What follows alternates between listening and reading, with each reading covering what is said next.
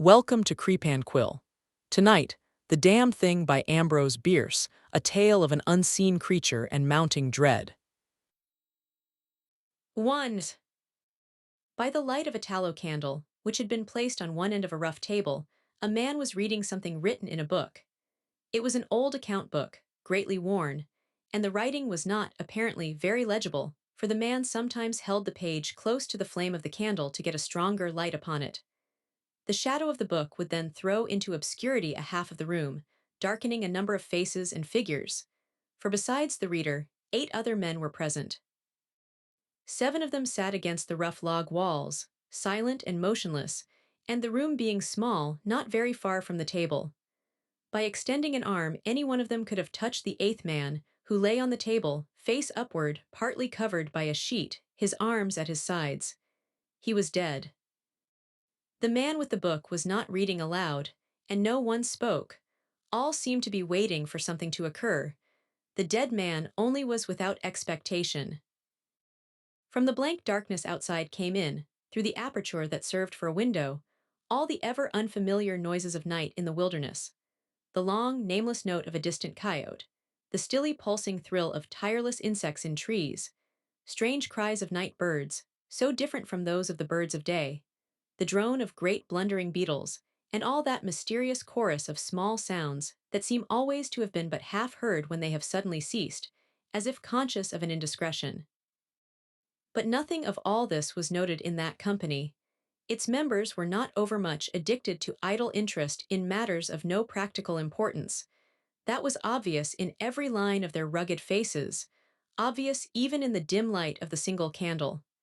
They were evidently men of the vicinity, farmers and woodmen. The person reading was a trifle different. One would have said of him that he was of the world, worldly, albeit there was that in his attire which attested a certain fellowship with the organisms of his environment. His coat would hardly have passed muster in San Francisco. His footgear was not of urban origin, and the hat that lay by him on the floor, he was the only one uncovered, was such that if one had considered it as an article of mere personal adornment, he would have missed its meaning. In countenance, the man was rather prepossessing, with just a hint of sternness, though that he may have assumed or cultivated as appropriate to one in authority. For he was a coroner. It was by virtue of his office that he had possession of the book in which he was reading. It had been found among the dead man's effects, in his cabin, where the inquest was now taking place. When the coroner had finished reading, he put the book into his breast pocket. At that moment the door was pushed open and a young man entered. He, clearly, was not of mountain birth and breeding. He was clad as those who dwell in cities. His clothing was dusty, however, as from travel. He had, in fact, been riding hard to attend the inquest. The coroner nodded. No one else greeted him. "We have waited for you. Said the coroner. It is necessary to have done with this business tonight. The young man smiled. I am sorry to have kept you. He said. I went away not to evade your summons, but to post to my newspaper an account of what I suppose I am called back to relate. The coroner smiled. The account that you posted to your newspaper He said. differs probably from that which you will give here under oath. That Replied the other, rather hotly and with a visible flush. is as you choose. I used manifold paper and have a copy of what I sent. It was not written as news, for it is incredible, but as fiction. It may go as a part of my testimony under oath. But you say it is incredible. That is nothing to you, sir, if I also swear that it is true. The coroner was apparently not greatly affected by the young man's manifest resentment. He was silent for some moments, his eyes upon the floor.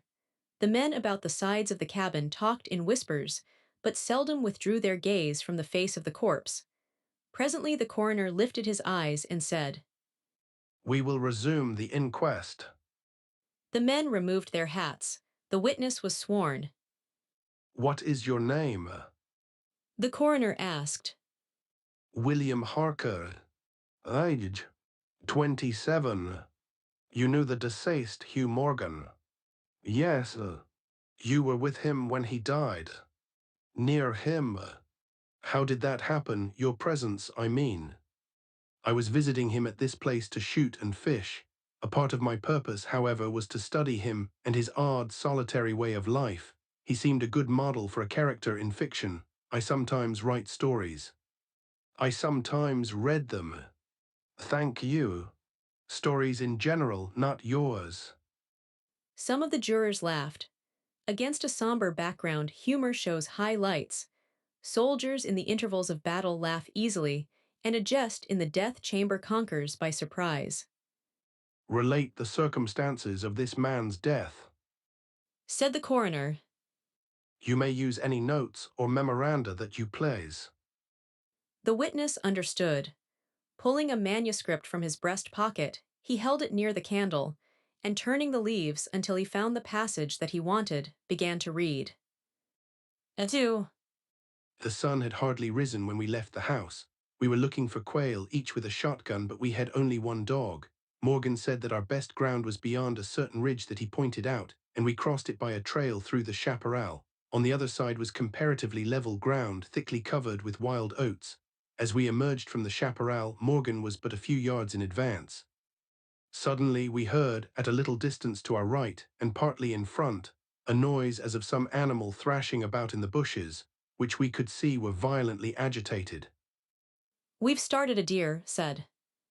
I wish we had brought a rifle.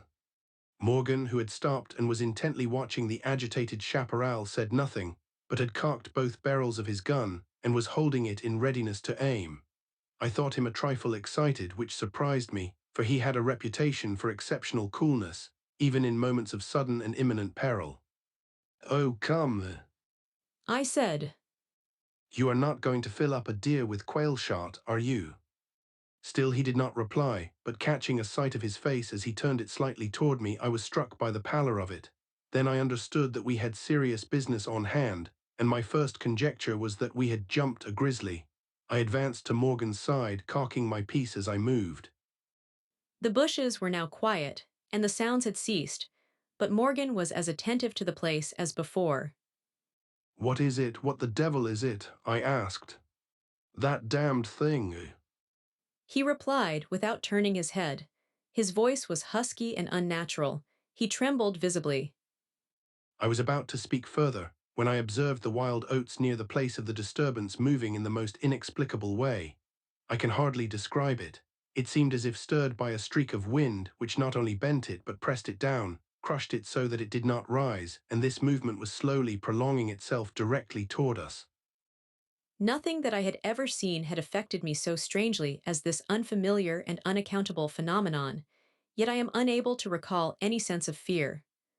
I remember, and tell it here because, singularly enough, I recollected it then, that once, in looking carelessly out of an open window, I momentarily mistook a small tree close at hand for one of a group of larger trees at a little distance away.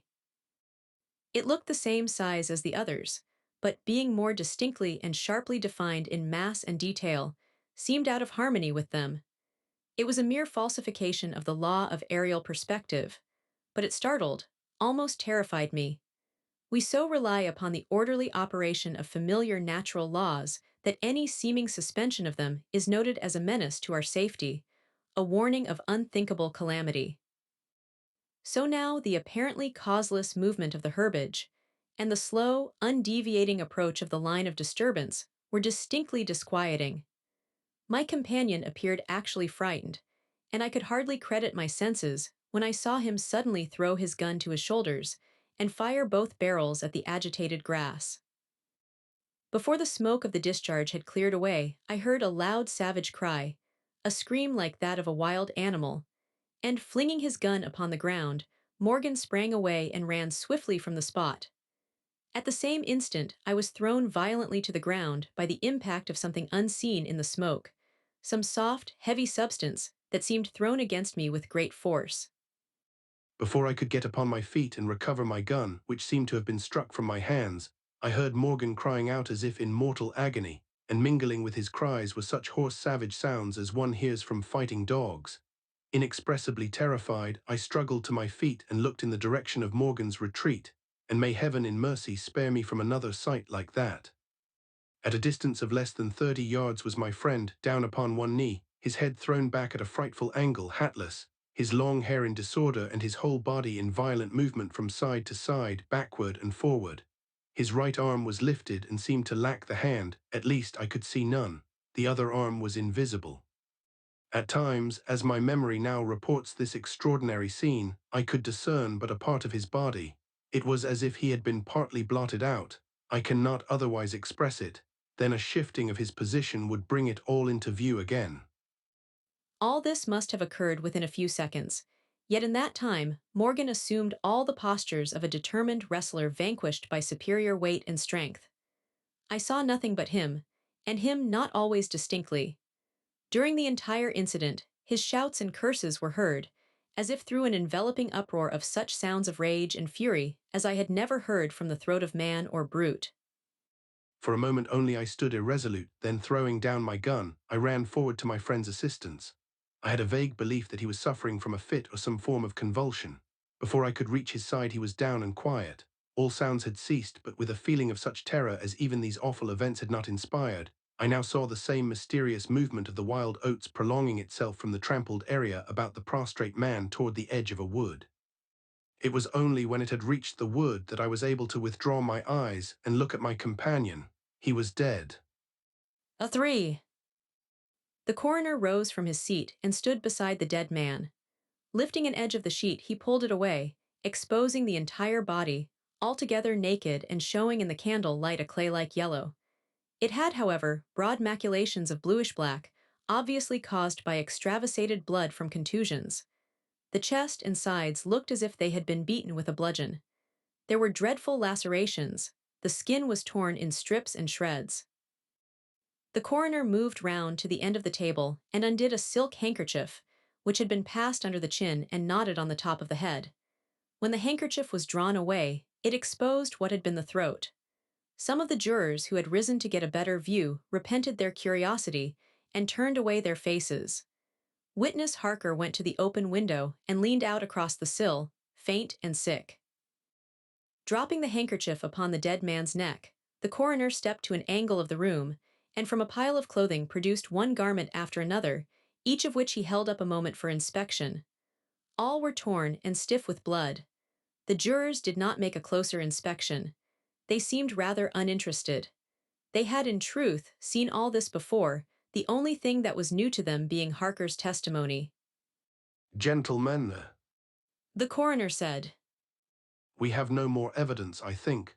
Your duty has been already explained to you. If there is nothing you wish to ask, you may go outside and consider your verdict. The foreman rose, a tall bearded man of 60, coarsely clad. I should like to ask one question, Mr. Coroner. He said, What asylum did this your last witness escape from? Mr. Harker. said the coroner, gravely and tranquilly. From what asylum did you last escape? Harker flushed crimson again, but said nothing, and the 7 jurors rose and solemnly filed out of the cabin. If you have done insulting me, sir.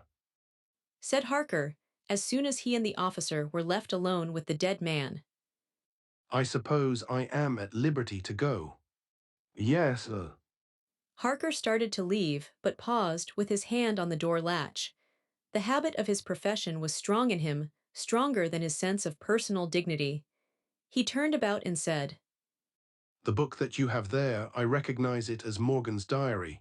You seemed greatly interested in it. You read in it while I was testifying. May I see it? The public would like.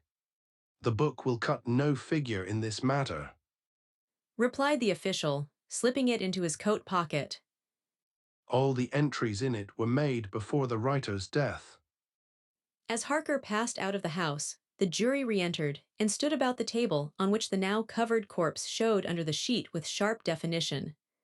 The foreman seated himself near the candle, produced from his breast pocket a pencil and scrap of paper, and wrote rather laboriously the following verdict, which with various degrees of effort all signed. We, the jury, do find that the remains come to their death at the hands of a mountain lion, but some of us thinks, all the same, they had fits. IV. In the diary of the late Hugh Morgan are certain interesting entries having, possibly, a scientific value as suggestions. At the inquest upon his body, the book was not put in evidence. Possibly the coroner thought it not worthwhile to confuse the jury. The date of the first of the entries mentioned cannot be ascertained.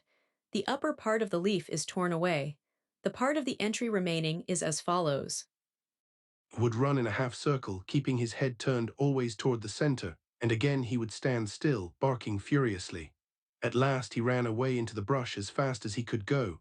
I thought at first that he had gone mad, but on returning to the house found no other alteration in his manner than what was obviously due to fear of punishment. Can a dog see with his nose? Do odors impress some olfactory center with images of the thing emitting them? Sep 2, looking at the stars last night as they rose above the crest of the ridge east of the house, I observed them successively disappear from left to right. Each was eclipsed but an instant, and only a few at the same time, but along the entire length of the ridge all that were within a degree or two of the crest were blotted out.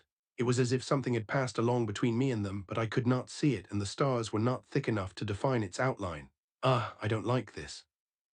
Several weeks' entries are missing, 3 leaves being torn from the book. Sep 27. It has been about here again. I find evidences of its presence every day. I watched again all of last night in the same cover, gun in hand, double charged with buckshot. In the morning the fresh footprints were there as before, yet I would have sworn that I did not sleep. Indeed, I hardly sleep at all. It is terrible, insupportable. If these amazing experiences are real, I shall go mad. If they are fanciful, I am mad already. Oct 3. I shall not go, it shall not drive me away. No, this is my house, my land. God hates a coward. Arct 5. I can stand it no longer. I have invited Harker to pass a few weeks with me. He has a level head. I can judge from his manner if he thinks me mad. Oct 7. I have the solution of the problem. It came to me last night, suddenly, as by revelation. How simple, how terribly simple.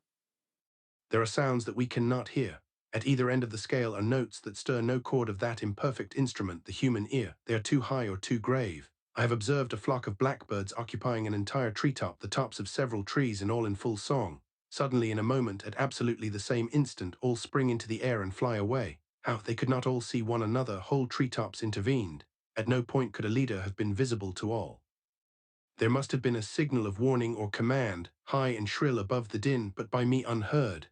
I have observed, too, the same simultaneous flight when all was silent, among not only blackbirds but other birds, quail, for example, widely separated by bushes, even on opposite sides of a hill.